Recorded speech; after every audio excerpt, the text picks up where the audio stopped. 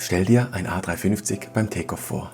Was denkst du, wie viel Kilogramm Treibstoff trägt dieser Flieger mit sich? Die Antwort ist wahrscheinlich komplexer und auch überraschender, als du dir vorstellen kannst. Ich werde dir die versteckten Faktoren der Treibstoffberechnung aufzeigen und Spoiler, es geht nicht nur um die Distanz. Hi, ich bin Mike. Ich fliege beruflich den Airbus A320 und A350 und trainiere auch neue Piloten im Simulator. Viele Menschen denken, dass ein Flieger wie ein Auto vor einem Flug einfach voll aufgetankt wird. Das könnte aber nicht weiter entfernt von der Realität sein. In Wirklichkeit wird der Treibstoff aufs Kilogramm genau berechnet und wie schon erwähnt, geht es nicht nur um die Distanz, obwohl sie natürlich ein wesentlicher Teil davon ist. Anstatt euch nun einfach etwas zu erzählen, möchte ich mit euch gemeinsam so eine Treibstoffberechnung machen. Als erstes muss verstanden werden, dass es für so eine Berechnung ein gesetzliches Minimum gibt.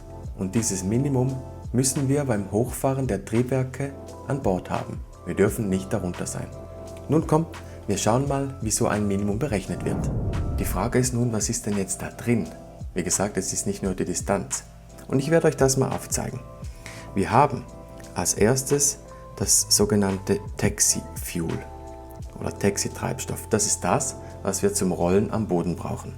Wir machen einen Beispielflug von Zürich nach Calgary, Kanada übrigens. Also sagen wir mal, wir brauchen für das Taxi 400 Kilogramm.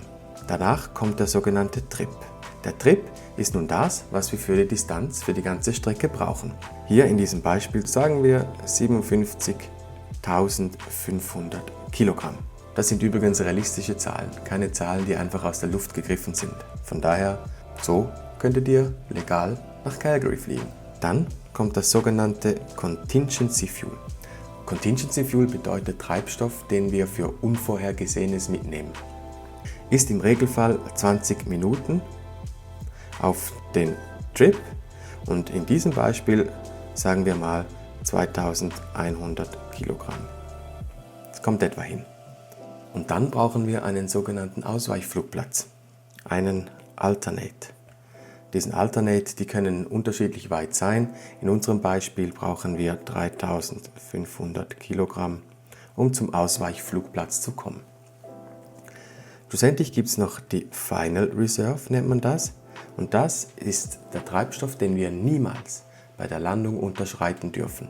Also wenn wir alles andere verbraucht haben, dann müssen wir aber trotzdem sicherstellen, dass wir diese Final Reserve an Bord haben. Ansonsten müssen wir eine Notfallsituation deklarieren. In diesem Beispiel gibt das zusammengerechnet genau 66.000 Kilogramm an Treibstoff. Das ist das legale Minimum und darunter dürfen wir nicht sein.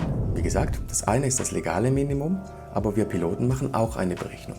Wir rechnen das, so wie wir die Situation einschätzen, anhand des Wetters, des Fluges, Umwege, die wir fliegen könnten. Wir nehmen hier viele Faktoren mit rein, die dann in unsere Treibstoffberechnung mit reinspielen. Sagen wir mal, wir erwarten in Calgary ein bisschen Gewitter. Diese Gewitter haben einen Einfluss auf unsere Treibstoffplanung. Das könnten starke Winde sein, man könnte allenfalls durchstarten müssen, der Flughafen könnte geschlossen sein wegen schlechtem Wetter, sodass wir in der Luft Warteschleifen drehen müssen. Nehmen wir das alles mal ein bisschen so in die Berechnung mit rein.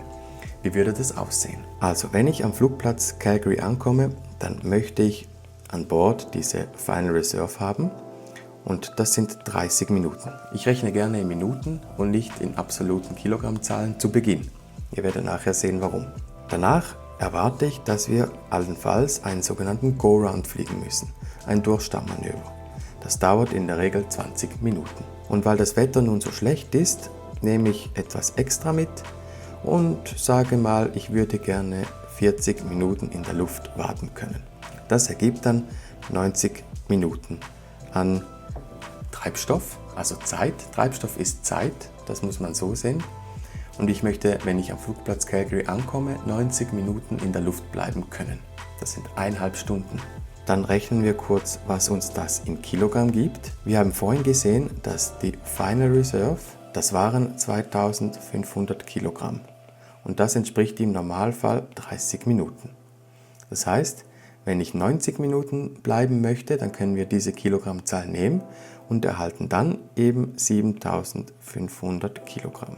Danach rechne ich genauso den Trip darauf, wie vorhin schon, und das sind wie gesagt 57.500 Kilogramm. Das ergibt mir vorerst eine Zahl von, das sind 58 und 7, das sind 65.000 Kilogramm. Das sind eine Tonne weniger als das gesetzliche Minimum. Ich sehe jetzt eigentlich nichts, was uns hier noch einschränken könnte. Von daher ist meine 65.000 Kilogramm Berechnung okay. Aber das gesetzliche Minimum war 66.000 Kilogramm. Das heißt, wenn beide Piloten einverstanden sind, dann würden wir einfach mit dem gesetzlichen Minimum gehen und das wäre für uns in Ordnung. Wie gesagt, das ist eine Art zu berechnen. Es gibt Piloten, die rechnen das anders. Die ziehen auch diesen Ausweichflughafen mit rein, plus dann noch eine Wartezeit am Ursprungszielflughafen. Und dann kann man unter Umständen natürlich auch weit über diese 66 Tonnen kommen. Ich hoffe, ich konnte euch hier ein bisschen einen Einblick geben in unsere Treibstoffberechnung. Und wenn ihr sonst noch Fragen habt, ich bin da, macht's gut und allzeit Happy Landings.